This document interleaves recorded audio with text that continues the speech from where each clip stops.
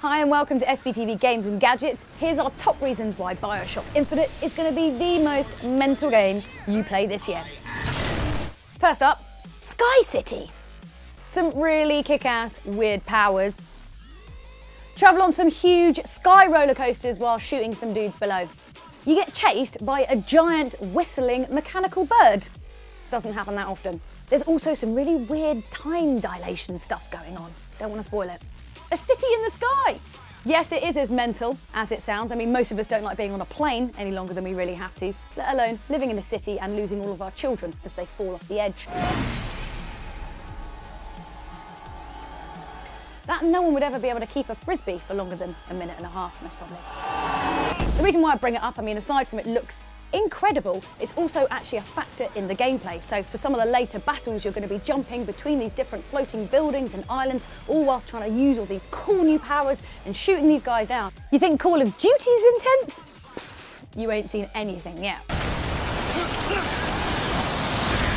The city has a bigoted, elitist, xenophobic ruling class, and I can't really imagine a better spend of my time than basically ruining the best laid plans of a bunch of ignorant racists. Can't imagine a better way. And also it sort of feels like when you finally do shoot them or destroy them with all these crazy powers or anything like that, it does feel like you're putting them out of their misery just a little bit. I think all that sort of living up in the air with the lack of oxygen has just made them a little bit insane. That and the fact that they have to literally look down on people all the time.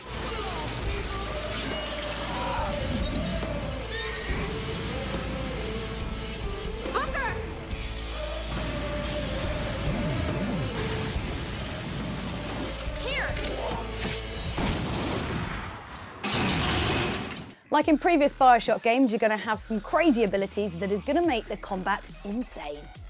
First up, you got bucking Bronco. Yep, this is for anyone who likes to camp behind things. You can't basically, you're going to be lifting them up in the air so you can take pot shots at them from the sky. Murder of crows, this basically calls upon a actual murder of crows that then go to murder your enemies. It's quite grotesque, quite horrible, but then just, you know, remember that they are racists, so it's okay.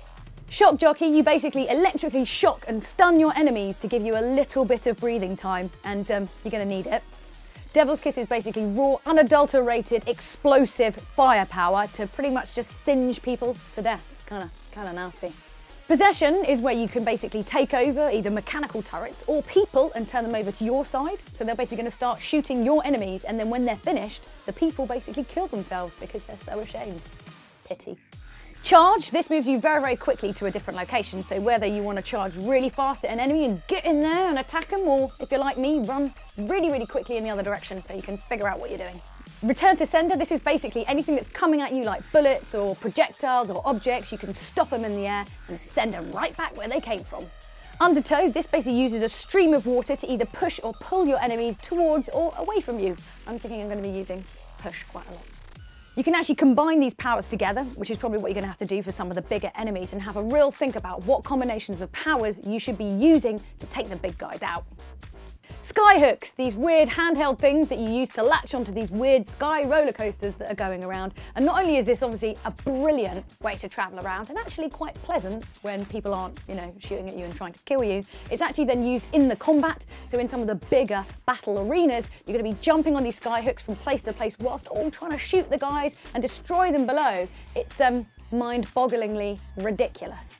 The songbird is the giant mechanical bird, the keeper of the girl you're there to rescue. As it's so huge and so oppressive and so relentless, it creates some seriously panicky combat as you desperately try any combination of anything just to get it away from you. As the whole premise of the game is that you're there to rescue this young girl called Elizabeth and get her out of Colombia safe and sound, it's not your usual rescue mission where you've got this really irritating character who just won't get behind cover or something like that. She's actually really useful, she won't die in combat, and actually is very helpful when it comes to those kind of things and gives you things when you need them. There's also something very special about this girl, Elizabeth. She has an ability to kind of tear through what looks like the space-time continuum. What other games are going to give you all of these things and start messing with time as well? It's beyond crazy. I think I can help! Just tell me which one you want! That one! Now! So obviously you don't want to miss out on this game. It's going to have some of the most intense and insane combat of any game you're going to play this year. This is Julia and this is SBTV Games and Gadgets. See you next time.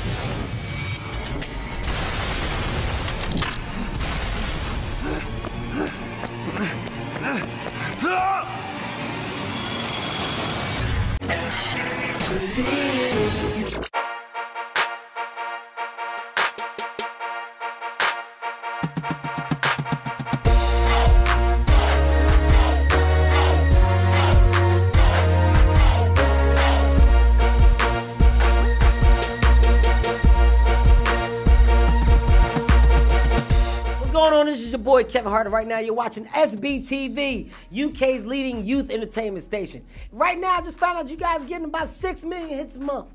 Fuck you, Jamal Edwards. I'm famous. I don't get nothing close to that. You can kiss the back of my balls. That's right.